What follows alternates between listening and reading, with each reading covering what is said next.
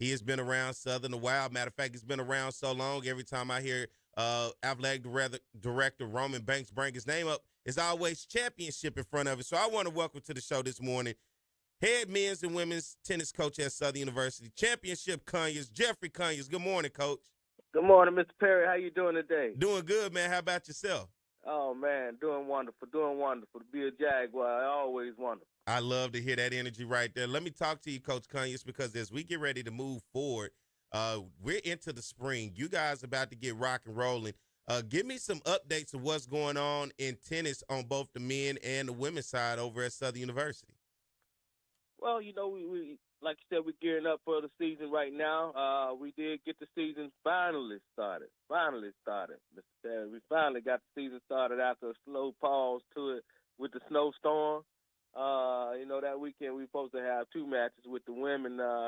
Fortunately, with the guys, we've been able to have all our matches. It was just the girls that got pushed back, the ladies that got pushed back. But we started off, you know, we try to play our way into shape. The guys started off with LSU and Tulane, South Alabama, some really tough teams. Try to get our groove going. You know, sometimes you never know what these kids are gonna do during the break. So I try to play them into shape, and fortunately they've been playing pretty good. You know, we had a setback on the men's side on Thursday. It was we had Nickel State, and my number 1 guy he wasn't able to go because of an ankle injury. That didn't happen on the court.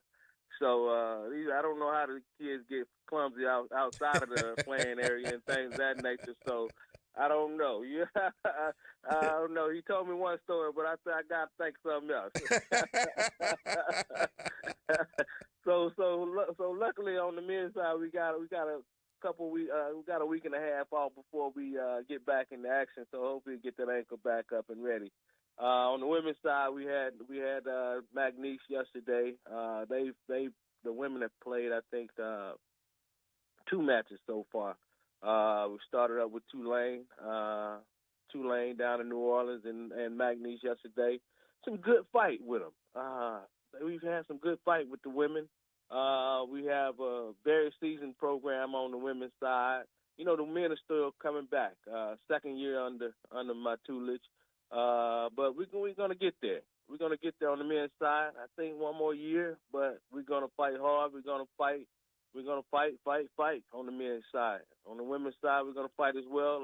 Got a good group there, led by former freshman player of the year, Jessica Hess, Parrish Washington, one of the only Louisiana native on the team. She's at the 1 spot.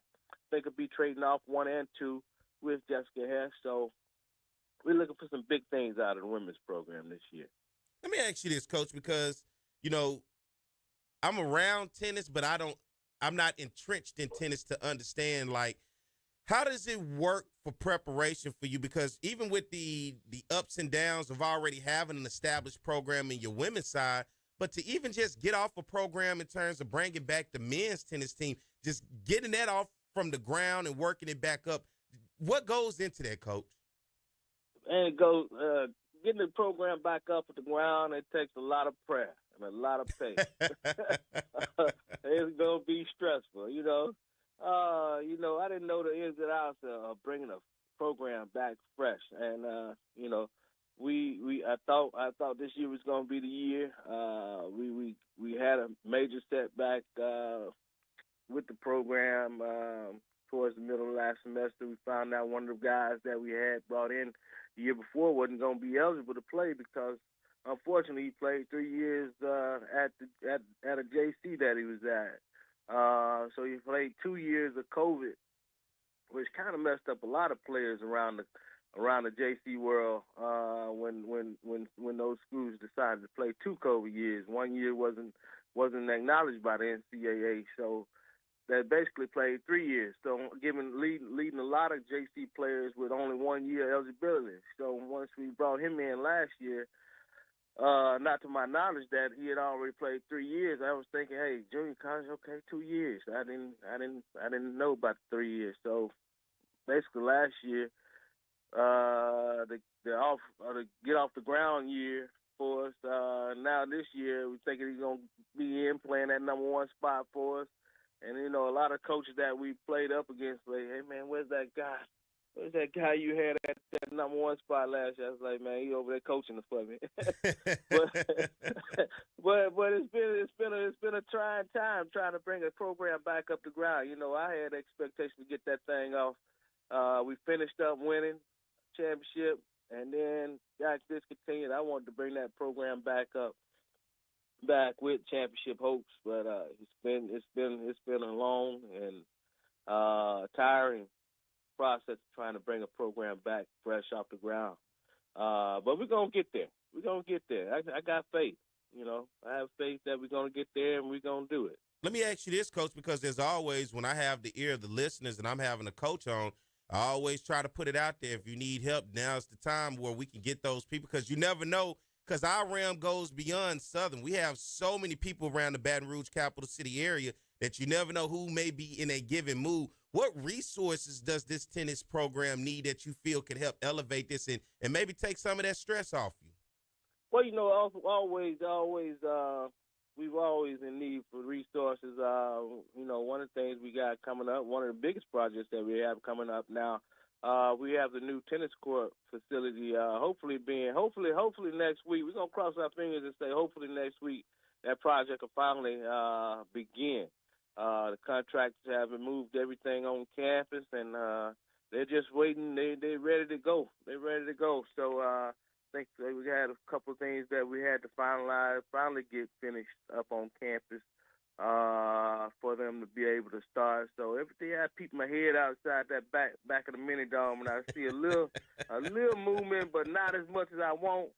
But I think we're gonna end up with a great facility back there. You know, the course is being moved back there between the baseball and softball field. So definitely waiting on that, and not to mention we got the Jaguar coming up next month, Mr. Perry. Mm-hmm. We got that Jaguar March 28th, I believe that date is. So definitely, we're asking all the listeners to please donate to the Jaguar March 28th. That'll help. That helps all the athletic programs with athletic needs.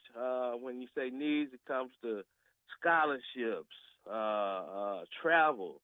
You know, everybody goes knocking on that door every now and then to A.D. Banks' office or Miss Sturgis Grant's office and say, hey, we need a little something here, we need a little something there. So definitely, we're asking everybody listening today, and March 28th, put that on your calendar, and you start giving now for that Jaguar. We're asking y'all to please donate to this worthy cause. Let me ask you this, because I've had this conversation with pretty much most of the coaches on campus and just, you know, around college sports, college athletics. But when it comes to tennis, we talk about football, we talk about baseball and basketball when we look at NIL and the transfer portal. Mm-hmm. How has those two affected tennis and the collegiate world of tennis when you look at NIL along with the transfer portal? It really hadn't affected me in tennis. It hadn't affected tennis as much. It hasn't affected tennis as much. Every now and then you got a player that gets a small NIL here and there. So it's always great for them to get a little piece of the pie when it comes to NIL. Transfer portal, I look in there every now and then. I advise student athletes every blue moon they might need to take a look at that portal as well. I just don't go out there and get players from that portal, because once you get that player, you're not knowing what's the thing about them, and you might be stuck with them. And so but I have gotten one. I got current on the roster. We have two players on the women's side that came out of the portal. One's that's graduating that's supposed to be graduating this semester. I say supposed to be. I don't know if she turned in that graduation You better get on it. application. You know how it But, is, Southern. Hey, so do not wait with the last minute with Southern. No, sir. No, sir. You know, I ask him, and then, you know, something comes up. But we got 2 players out of the transfer portal on the women's program right now. Luckily, they're on track, intelligent young ladies. So not fearing that they will be able to graduate on time and be able to bring somebody else on after that. But you know, I try not to live in that portal. I like the freshman athletes still, but we are going over at the JCs. Trying to get that definitely on that men's side. We've been getting some JCs there, and I say that, but I brought in one JC on the women's side, and she's playing some excellent tennis right now. The 2 matches that we've had on the women's side, she's very passionate. I think before the year out, she might move up a little bit more in the lineup and push a couple of those young ladies down in the lineup, which will be even better. When is the first match for everybody to come out and be prepared to cheer you guys on? The women have a home match. When I say home this year, we were not playing on campus this year. We're playing at I think next week we have Southeastern here Thursday on the women's side. It'll be at City Park, Breck City Park, the Capital One Tennis Center, Breck Capital One City Tennis Center over on City Park by the golf course. We'll play Southeastern at 2:00, and then we don't have that many home matches. I guess I foresaw that that the facility wasn't going to be ready this year during the season, but so we're kind of limited with matches at home this year. But fortunately, we found a home with the Breck Tennis Centers this season, and looking like we'll be back on the yard next year. So we're going to try to bring as many programs as we can to showcase that new facility, and hopefully we'll have it state-of-the-art facility with the online play and everything. So we're looking forward to bringing that new facility on campus. And but next Thursday, 2:00, Southeastern over at City Park Tennis Center, the Capital One City Tennis Center.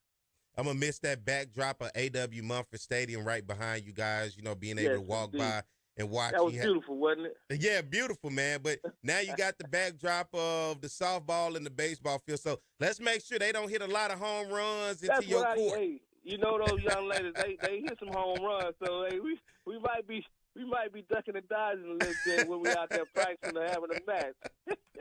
That is the voice of Southern University men and women's tennis coach, head coach, my man, Championship Conyers, as A.D. Roman Banks like to call him, Coach Jeffrey Conyers. Thank you, Coach, for coming on this morning. Thank you, Mr. Perry, and thank you for having me on the show. Always a pleasure to be here with you and the Jaguar Journal. And let's go, Jags. Hey, I want to see everybody out today that's listening live at the basketball game. We got our former head coach, Coach Sandy Pugh, coming in at 2:30 today. Yeah, we got to send 100 on her today, though, Mr. Perry. We got to send her back with that Ale. Is doing a wonderful job, and Coach Johnson is doing a wonderful job. I want to see y'all Jags out to support the basketball team today. Thank you, Coach. Thank you. Y'all have a good one now. Yes, sir.